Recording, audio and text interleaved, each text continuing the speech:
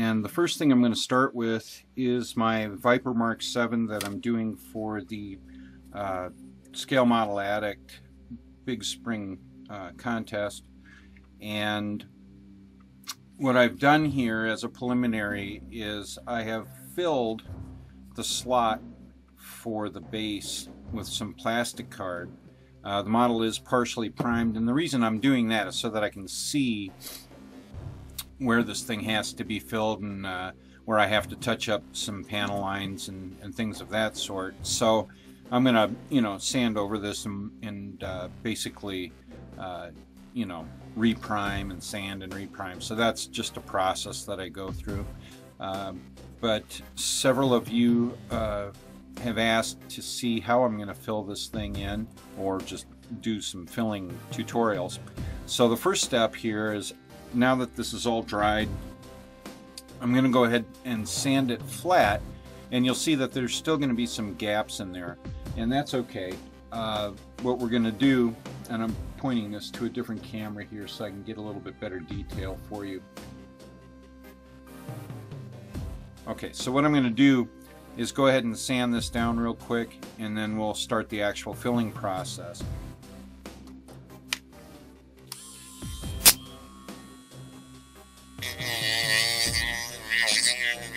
What I'm doing with the Dremel is I'm just very carefully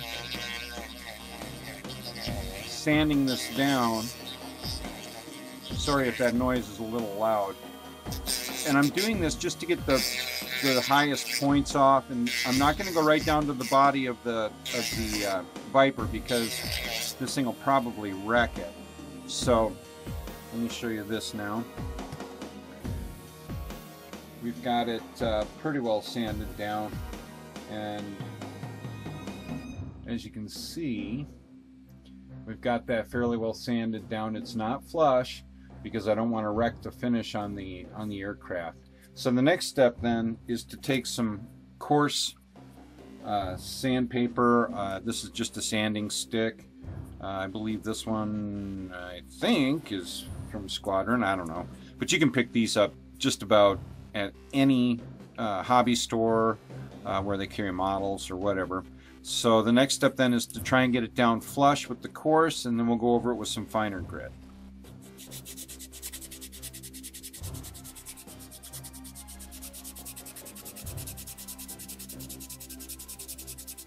I'll know when this is fairly flush because it'll take the primer off, which is the other reason to do this. I want to see that the original model body comes through, and you can see that there's still some primer around here. Let me get a pointer.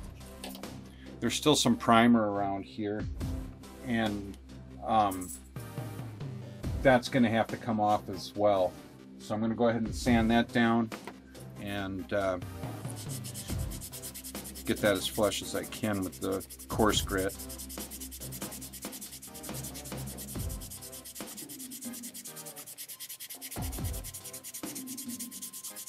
Now the trick to this is to not spend too much time on a flat, because the surface of the aircraft is sort of curved, so I want to maintain that so it doesn't get all out of whack.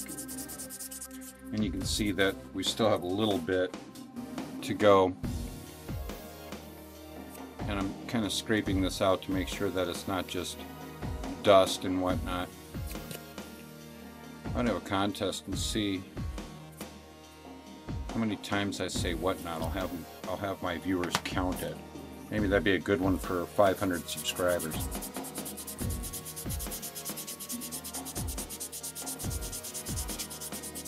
Okay, that's getting pretty close. Use your hands to go over this and make sure that it's smooth. Your eyes will lie to you. So you can constantly tell, and I can still feel a little lump in there, and that's why this primer is showing.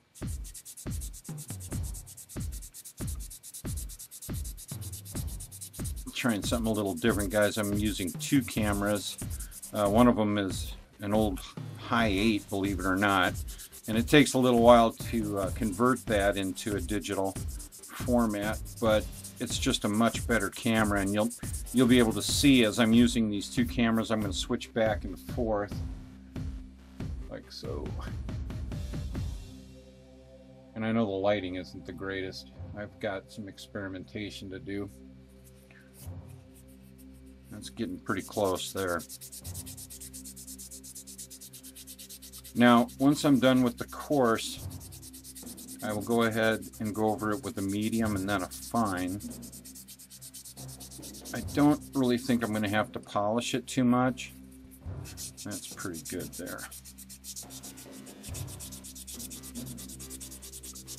The coarse grit is really just to get most of the material off quickly, and if I were to stop there, it would be pretty rough. I mean, you would be able to see the sanding marks and whatnot.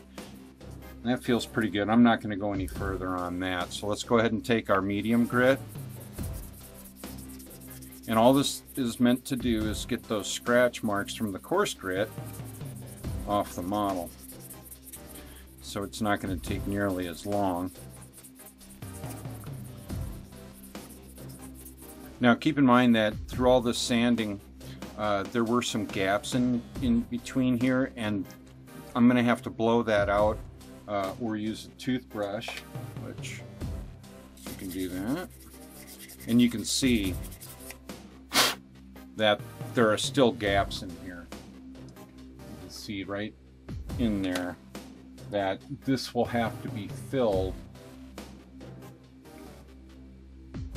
and then I'll sand it down again.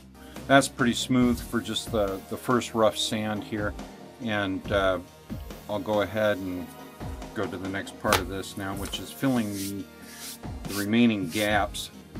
And I have a choice. I could use something like the paste, the Mr. White putty, which would work just fine, but I think I can fill this with the Mr. Dissolve putty, and it'll leave a much smoother fill, and I won't have to sand nearly as much. So a couple things you need to keep in mind with this putty. It is acetone based, and you're going to have to be careful about that because when you apply it, you will need some acetone to clean your brush, and I've got just a little jar of it here, and you can see there's all kinds of goo in there. So there's a lot of sediment and whatnot from previous putty jobs, but you don't need much. It'll clean the brush off pretty quickly. And you definitely want to use an old brush. Whatever you use with this putty and clean it with acetone, it's gonna wreck the brush for sure. But you can use the same brush over and over again with the putty. So I'm gonna go ahead and open up that acetone real quick. Open up the putty, and here we go. So it's real simple. You just get a little bit of the putty on your brush and come in and just, I'm going to dab it. Now you could do a little bit of just standard brushing on it, but I'm filling a fairly deep hole here, so I think it's going to take a little bit of dabbing, and you're going to push that putty right into that hole. And it's okay to leave this, you know, up off the model a little bit. In other words, put it on thick, because we're just going to sand it right back down anyway, and it'll blend in just fine. Now this will take some time to dry.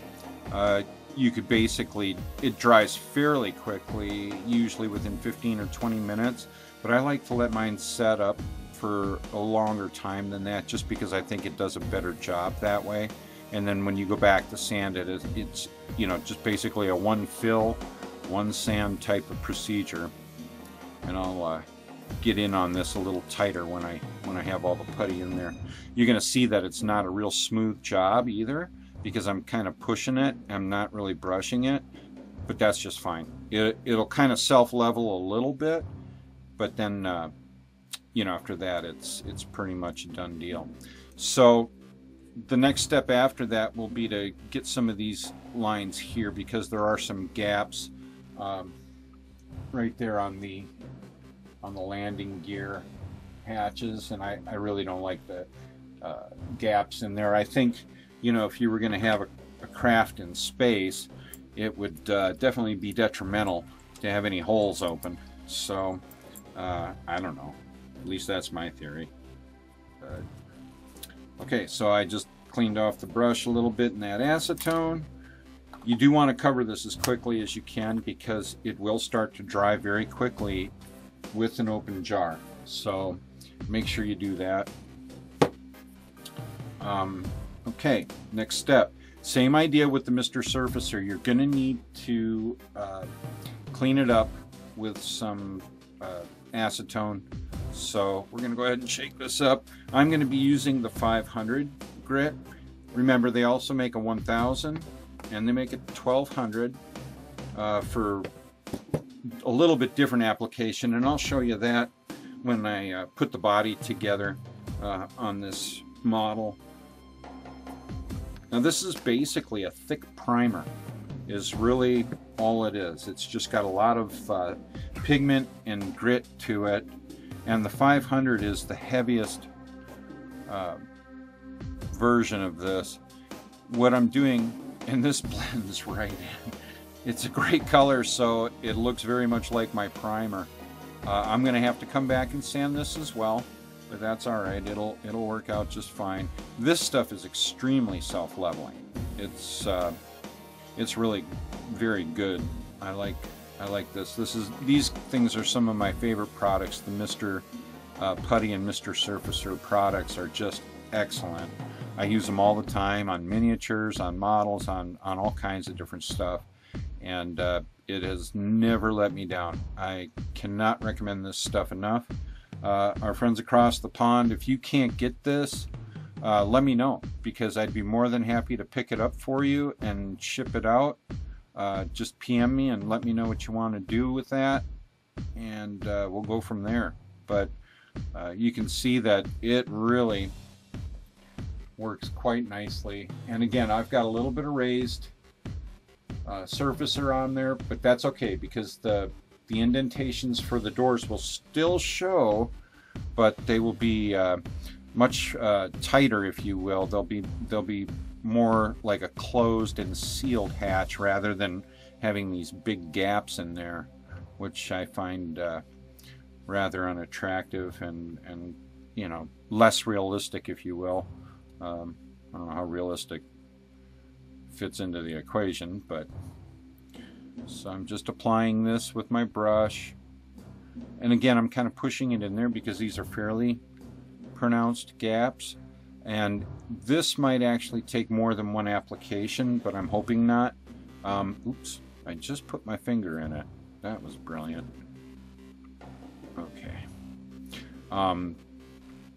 What I'm really going for at this point is just fairly even on inside the seam there, and then I'll come back and I'll sand the door, the outer surface, so that that blends in and leaves that gap filled. Now, I know a lot of guys use the green stuff and the liquid green stuff, but personally, I think that might be a mistake. I know that some of you don't have much of a choice, that it's one of the few options open to you, and that's a drag for sure, but I don't care for using green stuff to fill gaps. I find it is much more, well, it's tougher really to sand out and, you know, smooth out, if you will. So that's just my own 2 cents. I'm going to go ahead and get these front hatches as well. And again, I'm having to dab this in a little bit because it is rather a pronounced gap in between there. Ooh. Yeah, this one might actually have to get hit with real putty. I don't know. I like the surfacer just because it'll keep these panel lines and these hatches noticeable as far as where the seams are, but they won't look like they're wide open like they did. I know I'm rambling here. I apologize for that. Now, one thing to keep in mind is that I will wind up having to come back over my panel lines probably, and just be prepared for that. You can use a varied array of tools to rescribe, and I am certainly no expert at that. As a matter of fact, I only recently started to do that. It is a difficult thing, or at least it was for me, to get the hang of. So just take your time and be patient with it. I will include that in a different video, because we're going to have a series of these. I'm just going to show you some basics right now, and then I'll have some other videos available soon to cover a little different type of filling, particularly, you know, along where wings meet the fuselage and other bits and bobs. So anyway, that is pretty much that for this segment, and I'm going to let this stuff dry, and I will be back after it is. I'll sand it down and we'll take a look at the final product.